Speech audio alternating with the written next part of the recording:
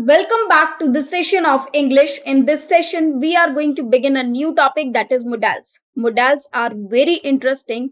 These are very important for communication, as well as we can see many questions from this topic in our exams in the form of spotting errors, sentence improvement, and fill-ups. So let's begin the session. First of all, let's have a brief introduction of what are modals. Actually, modals are the parts of verb, in fact, the auxiliary verbs that we have already read in the chapter of verb. But we are discussing this chapter separately. Modal verbs, often referred to as modals, are a category of auxiliary verbs. As in the chapter of verb, I must have told you that verb is of two types.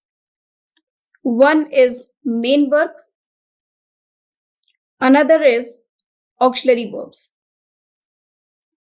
Auxiliary verbs are further divided into two parts. That is, one is primary auxiliary.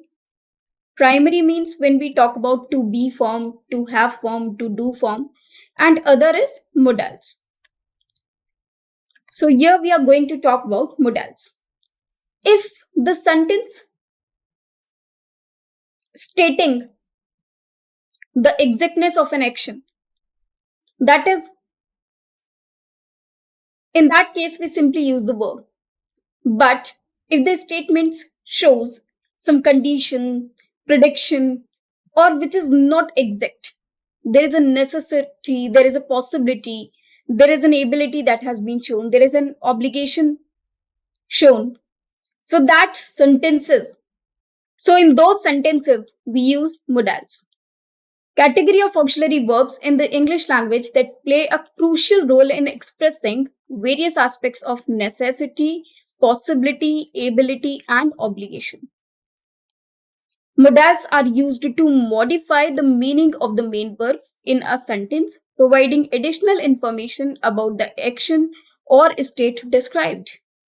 These verbs are unique as they have specific characteristics and do not follow the same rules as regular verbs. For example, in the sentences, we follow the rules of verb. For example, subject-verb agreement. If we have a singular subject, we use singular form of verb, and if we have plural subject, we use plural form of verb. For example, here we have sentence they play tennis. Now this is a sentence they play tennis.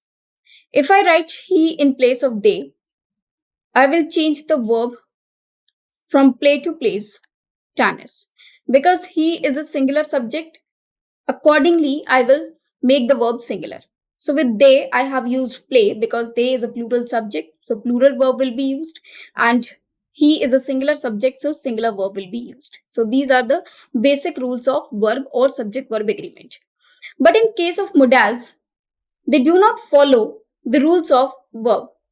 For example, if I write he or if I write they, after this we use modal in the same case. For example, if I write can over here, I would write can over here as well. He can do this or they can do this. So with both the subjects, whether singular or plural, it is totally irrelevant. We use the word can and not cans.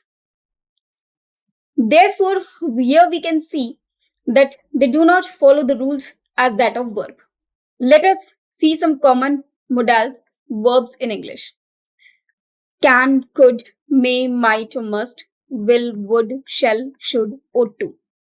Now these two verbs basically shows the ability. And these three modals show the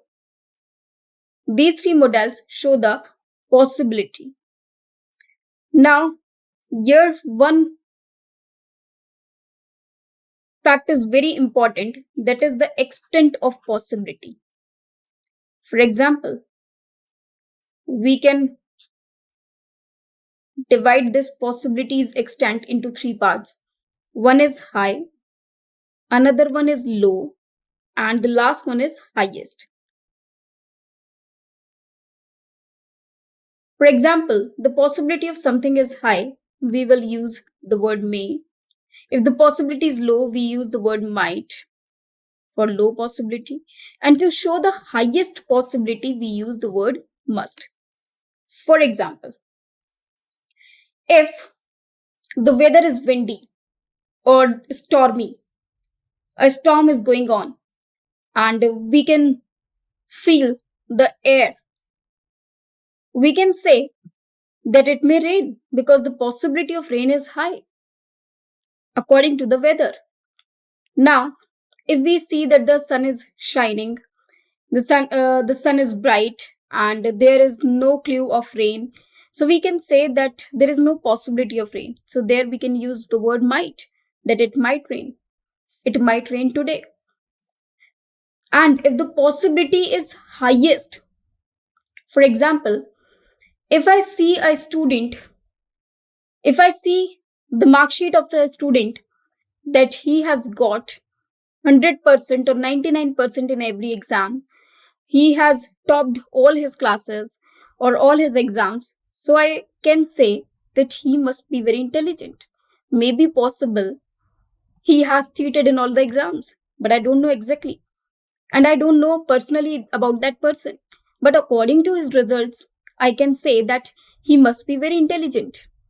If I see a person, he has many cars, he has many branded clothes, so I can say he must be very rich.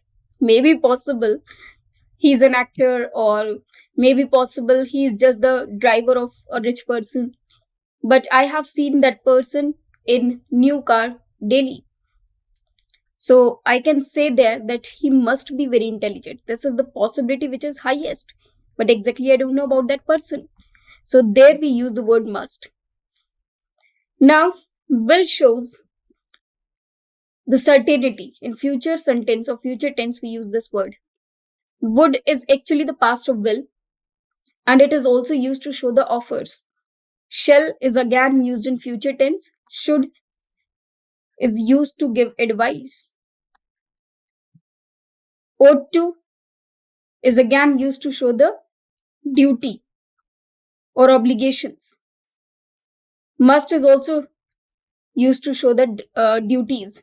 Now we have some other models as well that is used to. We have dare as a model, we have need as a model. We have already discussed these models in case of tenses and verbs, but we'll discuss them again in this session. A modal verb is a type of helping verb used to express ideas such as ability, possibility, permission, and obligation. Now let us discuss the use of modals one by one. First of all, we have the modal may. So first we'll discuss the modal may. Modal may is used to seek permission, but when it is formal. So we have two types of permission. One is formal and another is informal. So to show formal permission, we use the word may. For example, may I borrow your pen? So this is a formal permission. Maybe I'm asking to my senior, maybe I'm asking it to my colleague or to any stranger which I don't know. So that is a formal permission. So I'm using may I borrow your pen just to show the respect. When we were in a school and we used to enter the class and there is a teacher over there, we used to seek permission from that teacher that may I come in? May I go to drink water? So in that case, we seeked permission formally. So in that case, we sought permission formally. Therefore, we used may I. Possibility. So when the possibility or the extent of possibility is high, we use may. He may stay with us for some days.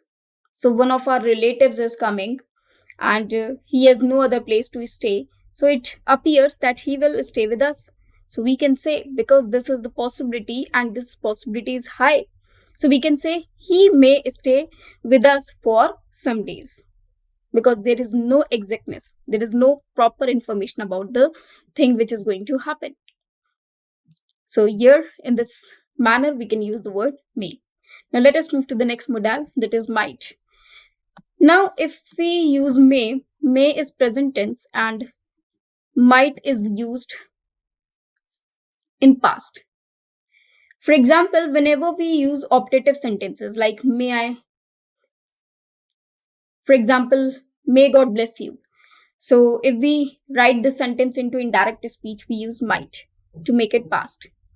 Now the past possibility, might is used to show past possibility. For example, I might have forgotten my keys in the office. So this is the past possibility which is being shown with the word might. Also, it shows the possibility which has low extension or low extent. For example, the weather is fine, it might rain. Now, if the weather is fine, there is no clues of raining. So we can say it might rain.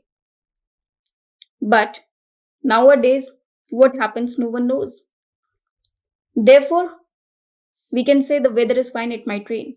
Now, there is a person, I have never seen him studying. I have never seen him with books. I have always seen him playing and roaming here and there. So I can say he might pass because there is no possibility of his getting pass. He might pass or he might qualify the exam because I have never seen him studying. So about that person, I can say that he might pass or he might qualify the exam. Now let us move to the next modal, that is can. Now can specifically shows ability.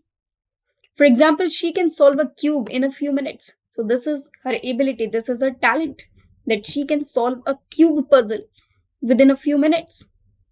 We know well that this is very difficult, but it is like a piece of cake for her. So this is the ability. She can speak Spanish fluently. So this is her ability, this is her talent, which has been shown. So this word can is used to show the ability. Request. Now, for request we use can, but the request should be informal. For example, we are requesting to any of our friend or relative or any stranger that we even don't know. So can you drop me to the college? So this is just an informal request that we are seeking. Now permission. Again, to seek formal permission, we use may, but to seek informal permission, we use can. Can I use your laptop for some time? So this is just a permission which we are seeking informally.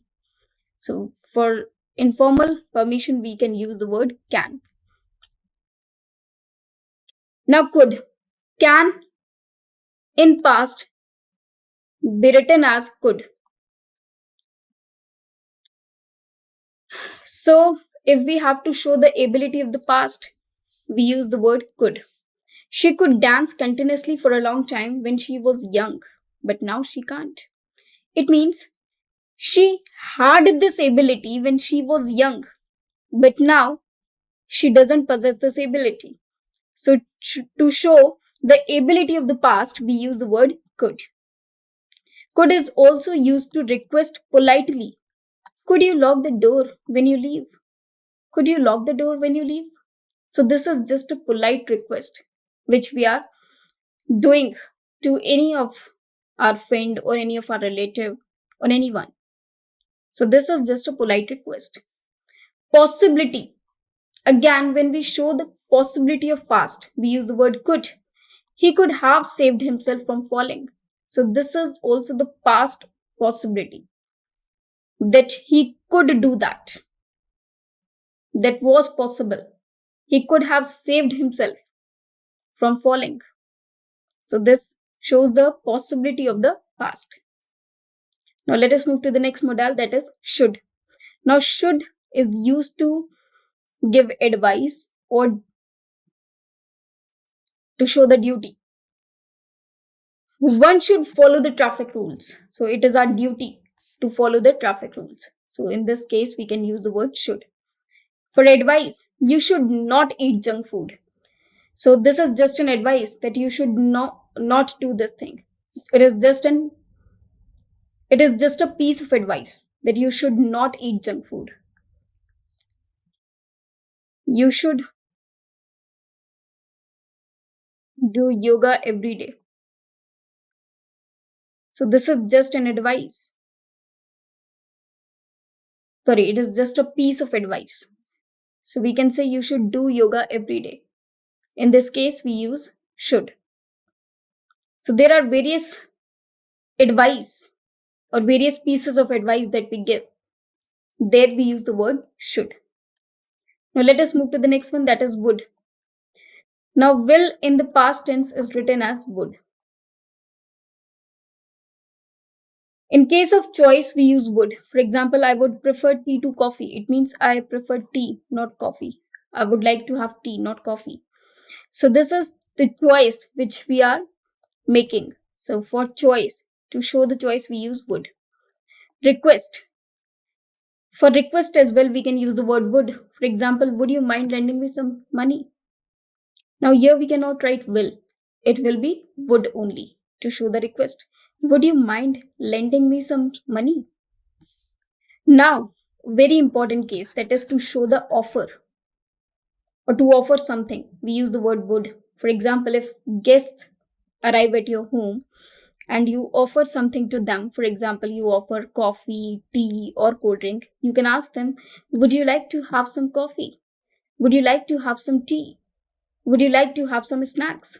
So this is just an offer which we are making. So to offer, we use the word would. Now let us move to the next one. It is also used as the past of will. She said that she would send me all the details by email. So this is also the sentence of would, in which we have used would as the past tense of will. Now if you remember, in conditional sentences, we learnt about the condition using if. And I told you that the sentence of this condition, type 1 or type 2, this will be made in 3 parts, type 1, type 2 and type 3, and in 2 clauses. In first clause, we write the sentence in present tense, past tense or past perfect, containing no modal at all. But the rest of the part, in this clause, we use modals. For example, if this is in present indefinite tense, this sentence is written in future indefinite tense. It means if it is subject plus verb 1 or verb 5 form, it will be subject plus will plus verb first form. So in this case, we have used the word modal because just this is a condition, this is a prediction. Now, if I write past indefinite over here, it means subject plus verb second form. In this case also, this will be converted into would, and then we have verb first form. Now this shows the past of this. So these were the types of conditions that we have already read: type 1 condition, type 2 condition, and type 3 condition. So in this manner, we wrote these conditions. Now for imagination also, for example, if I had wings, I would fly all over the world. I would fly all over the world. So this is also the imagination in which we can use the word would. For imagination also, we use the word would. Now let us move further. Now this modal is must. So must is used to show the highest possibility, also the necessity. When there is something that has to happen necessarily, we use the word must. You must learn how to drive. So this is the necessity. This is necessary for us to drive or to learn driving. So you must learn how to drive. So this is the necessity. This is the requirement. So to show this requirement, we use the word would. We use the modal must to emphasize. For a strong determination, I must work hard for this project because I'm determined that I have to do this. So I must work hard for this project because I want to have this project anyhow. So this shows the determination, the strong determination.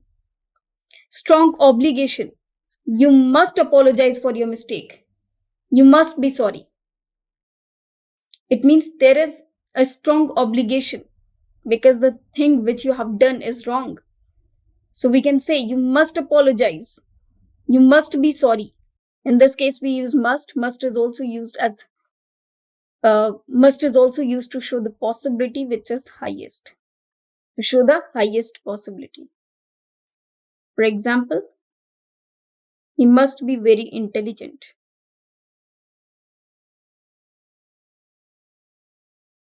He has topped in all the exams he has taken. So this shows the highest possibility. He must be busy as he is not receiving my calls. So this shows that he must be busy. Now let us move to the next modal, that is ought to. Now ought to shows moral duty. Now ought to shows moral duty. We ought to help poor and needy. So this is our moral duty. So we ought to help poor and needy. So this is how we use the word ought to. Other modals are need, dare, used to. Now whenever any modal is used, one thing we should keep in mind that modals are always followed by verb first form always. We cannot use any other verb after the word modal or after modal. So this is very important that only first form of verb will be used after any modal. So whenever we use the word used to, for example, I used to go to school by bicycle. So this used to shows the past habits. So to show the past habits, we use the word used to. Need and dare. Now always remember, whenever we use need not or dare not, we do not use to. This is very important.